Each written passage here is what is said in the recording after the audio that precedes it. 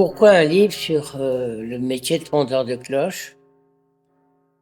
D'abord, c'est pour le faire connaître, et aussi c'est surtout pour témoigner de l'attachement que ma famille a eu à faire des cloches, de bonnes cloches, et en particulier des grands carillons. Et j'ai voulu, par la description de ce métier, montrer que certaines idées préconçues étaient vraiment à combattre. Quand j'ai décidé d'écrire ce livre, j'avais simplement envie de raconter une histoire. Mais je me suis vite aperçu qu'il fallait que je dépasse cet objectif et que ça devienne un témoignage.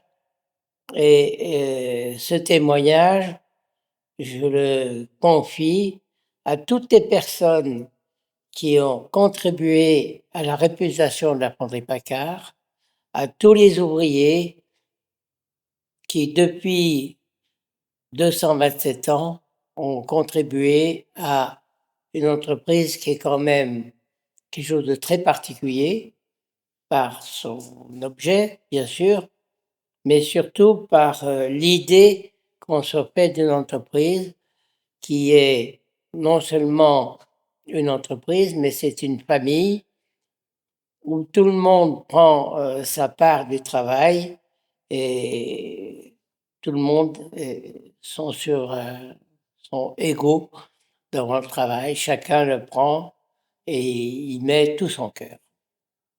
En 2023, Anne Paccard et Pierre Paccard m'ont contacté pour mettre en forme le manuscrit de Monsieur Paccard autour des 7 voire des 8 générations Paccard, visiblement sensible à mon approche de construction d'un ouvrage basé sur la mémoire et sur l'univers graphique que je mets en place. Et ça a été une aventure extraordinaire, riche de rencontres, riche d'immersion dans un patrimoine image fantastique et rarissime.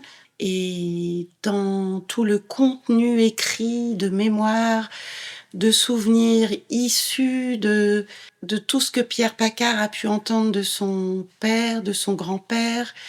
Et c'est pour ça que j'ai souhaité avoir un livre qui graphiquement, rythmiquement soit moderne, que l'on puisse feuilleter un peu comme une revue, avec des chapitres, avec des exergues, voilà, à l'image d'un voyage, de la visite d'un univers sur plusieurs générations.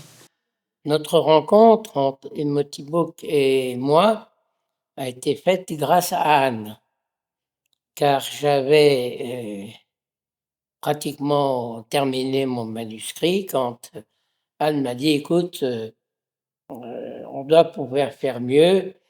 Et grâce à cette jeune société, j'ai été très surpris de voir que l'écriture était une chose, mais la mise en page et la construction d'un livre, surtout un livre où on mélange l'histoire et la technique, euh, c'est pas simplement un récit.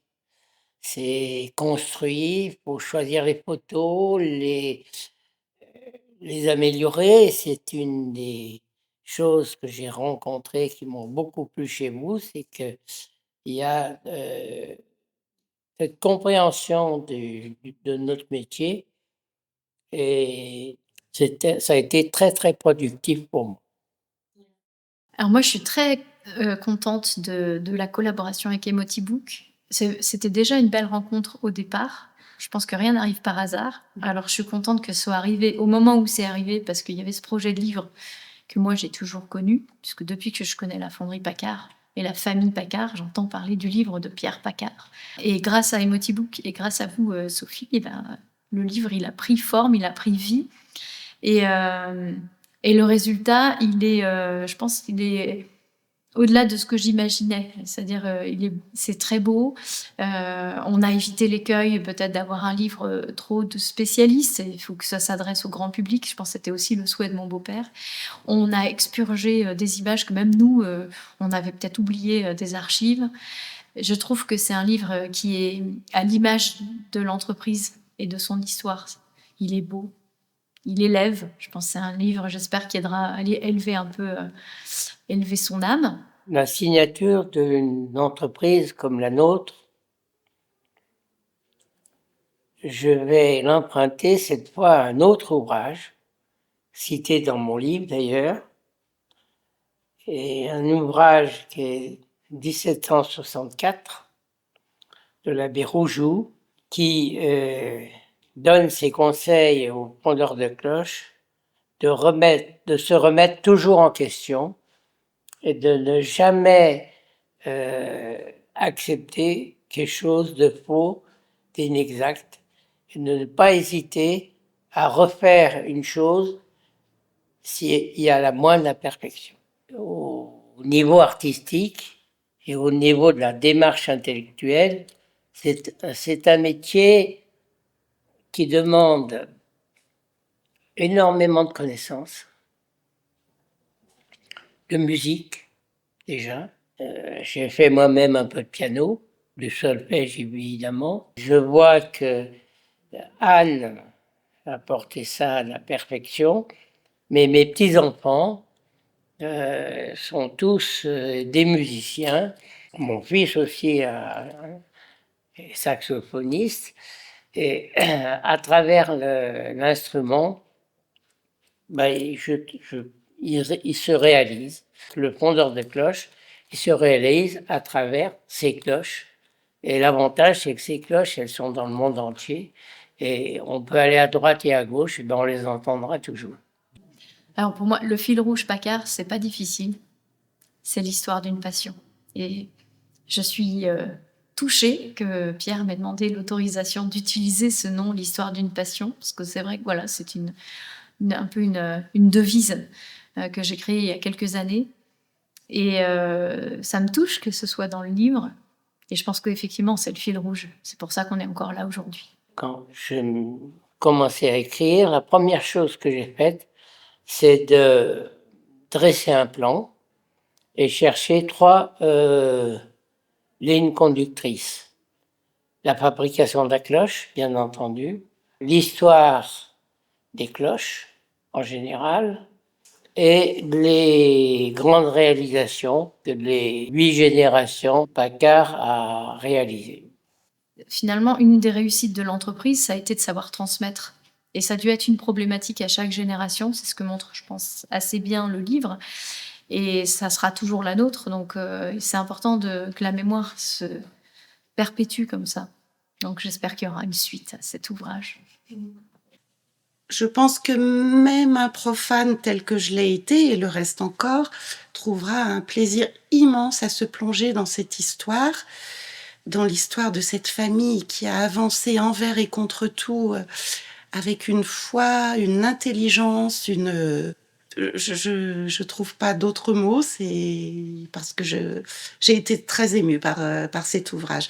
Et j'invite vraiment toute personne sensible, touchée, concernée par cet univers de l'art campanaire et du métier de saintier, à se plonger dans cet ouvrage, tant pour la richesse des images et des archives iconographiques, que parce que Pierre Paccard y raconte, y retranscrit, y compris ses visions personnelles qui sont très particulières et qui lui appartiennent. Quand je regarde une cloche en général, pas forcément que les nôtres, je pense au roman de Tolstoï, Guerre et paix. Pourquoi? Parce que les cloches, dans le début de la bataille, elles sonnent le tocsin. Ça donne la frisson. Et quand la folie des hommes s'est apaisée, elles sonnent le Te Deum. Et donc la cloche, pour moi, c'est un message de paix qui, après toutes les tribulations qu'on l'humanité subit, eh bien, elle nous accompagne dans la paix. comme elle nous accompagne dans notre dernier voyage quand on va au cimetière. Il y a eu un moment très très joli entre Emoty Book, Pierre Paccard. C'est le moment où l'ouvrage est parti en impression.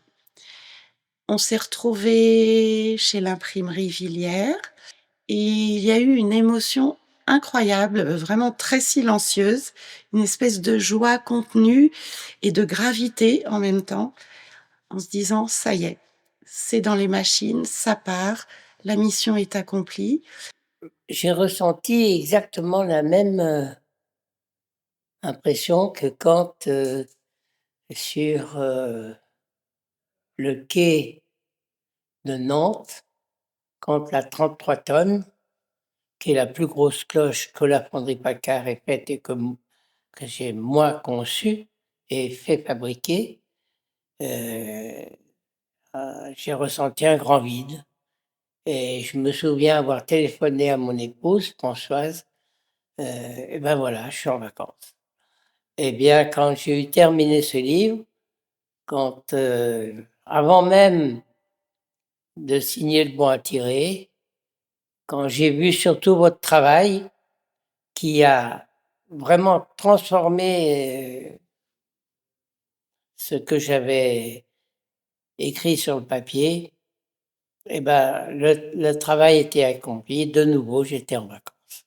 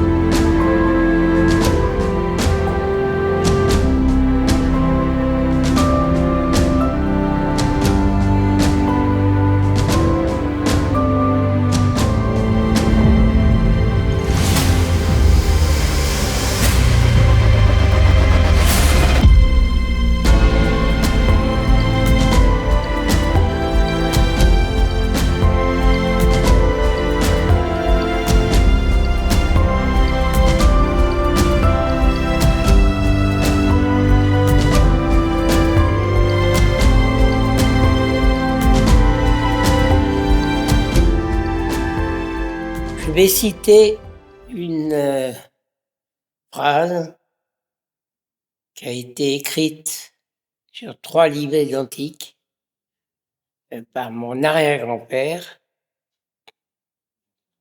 à mes enfants chéris, comment faire de bonnes cloches. Voilà.